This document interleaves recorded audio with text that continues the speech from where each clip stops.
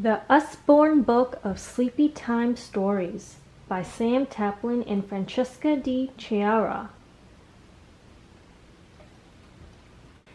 Elephant in the Summer. It was the last day of summer, and the sun was setting. Elephant and Lion were sitting on the beach, looking out across the waves. "I don't want the summer to go away," said Elephant. "I want it to stay here so we can make sandcastles every day." "Well," said Lion, wiggling his toes in the sand, "it always comes back, you know." "Yes," said Elephant, "but I'm going to miss it so. I think I might get in my boat and chase it across the sea." "Oh, no," said Lion, "that's a silly idea." "Why is it silly?" said Elephant, feeling a little bit cross. Lion was quiet for a while, and then he said, "Because I think I might miss you if you went away." Suddenly Elephant didn't feel cross anymore. "Oh, Lion," he said, "you're right. I'd miss you too." And he gave Lion a great big hug. "Bye-bye, summer," said Elephant. "See you next year," said Lion. And the two friends sat on the beach and waved as the summer said goodbye with red and gold all across the sea.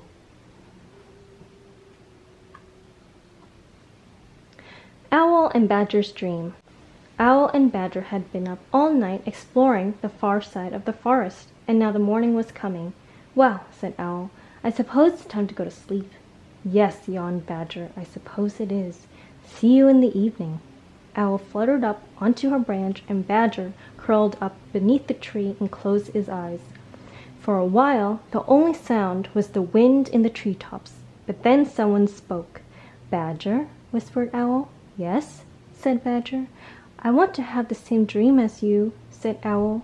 "Wouldn't it be nice if we both dreamed about having a midnight feast in the moonlit meadow?"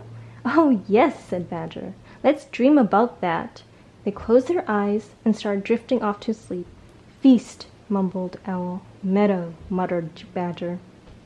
And as they slept all day long, Owl and Badger dreamed about going to the moonlit meadow for their feast, and it was the best feast they had ever tasted. Whale's Song. Penguin was sitting on the ice singing a happy tune and splashing his feet in the sea, but then he got a surprise. Something very, very big put its head above the water. "Oh," said Penguin, "who are you? You're not going to eat me, are you?" "I'm Whale," said the very, very big thing. "No, of course I won't eat you." "Was it you who was singing so beautifully? Sometimes I try to sing too." Penguin was frightened of Whale. "Well," he said, "it's nice to meet you, but I have to go now." Whale looked sad. Penguin started waddling away, but then he heard something that made him turn around. Whale was singing, and it was the sweetest sound Penguin had ever heard. He crept closer to Whale, and then he joined in. They sang together for a long, long time, until the tune faded away. "Penguin," said Whale. "Yes," said Penguin. "Please, can I be your friend?" "Oh, yes," said Penguin. "That would be nice." Whale smiled the biggest smile Penguin had ever seen, and then he began singing an even more beautiful song, and they sang together all night. Tiger's Dance. "I wish I could dance," said Tiger. "It must be so much fun." "Of course you can. It's easy," said Monkey, and he swung his arms and wiggled his bottom. "Go on," he said. "Just try." Tiger raised one paw off the ground and then slowly put it down again. "Is that it?" said Monkey. "I've told you," wailed Tiger. "I can't do it." "Okay," said Monkey. "Never mind. Just tell me about all the happiest things you can think of." "Happy things?" said Tiger. "That's easy. Birthdays and buttered toast, sunshine and snow." Tiger felt so happy that his foot started tapping. "Yes, what else?" said Monkey. "Swimming in the sea," said Tiger. "Flying kites and seeing friends." Tiger's tail started twitching and his paws started moving. "Look, Tiger," smiled Monkey. "You're dancing." Tiger looked down at his paws. "Oh my goodness," he shouted. "Look at me dancing." And he bounded over to Monkey and danced like a very happy tiger. And they didn't stop dancing all night. Squirrel's Journey. "What a beautiful waterfall," said Squirrel. "Yes," said Swan. "And look at that lovely tree." "Oh, yes," said Squirrel. "I love the tree and I love the waterfall too. Now I'll look at both at once." So Squirrel turned around to look at the waterfall. "Oh," he said, "now I can't see the tree any more." So he turned around again. "It's no good," he sighed.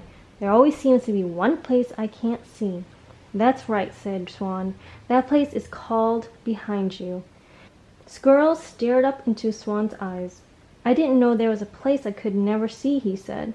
"Don't worry," said Swan. "Just climb onto my back and close your eyes." Squirrel climbed up and nestled his head into the soft feathers. Then he felt cold wind whistling around him. "Okay," said Swan. "You can open your eyes now." Squirrel opened his eyes and gasped. "We're flying! And there's a waterfall, and there's a tree, and I can see them both at once." Squirrel stared happily for a while. Then he closed his eyes, and they flew far and wide together, over the forest and the mountains and the sparkling sea. Rabbit's surprise. Rabbit was bored. "I wish it would snow," she said, staring out of the window. "I love the snow. The snow won't come if you keep staring at the sky," said Mole, and he closed the curtains. Rabbit was hoping Mole would try to cheer her up, but he walked out of the door. She sat trying to read a book, but she kept wondering where Mole had gone. Then, after a long while, the door opened again. "Hello, Rabbit," said Mole. "I brought you a present to cheer you up." "Oh," said Rabbit, "what is it?" "You have to guess," said Mole. "It's behind my back." "I can't think what it could be," said Rabbit. Mole beckoned her to the door, then pointed outside. "There you are," he said. "Do you like your present?" And Rabbit saw that the valley was covered in beautiful white snow. "Oh my!" she cried. "Oh, I love my present. Thank you, Mole." And they ran out into the valley, laughing and dancing as snowflakes fell around them. The end.